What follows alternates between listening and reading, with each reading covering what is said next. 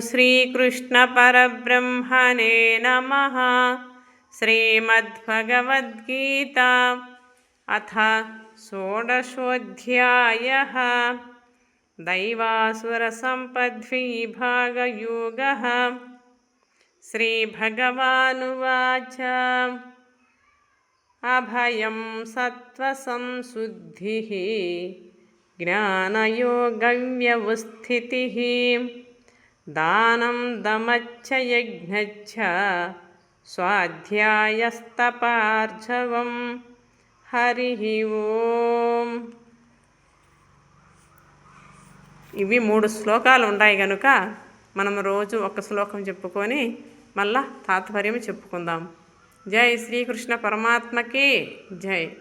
భగవద్గీత అంటే గీత మన తలరాతనే మారుస్తుందని భగవంతుడు చెబుతాడు. అందుకని ప్రతి ఒక్కరూ కూడా భగవద్గీత నేర్చుకోండి, ఆచరించండి. ఆ భగవంతుని నామము మనసారా చేసి తరించండి.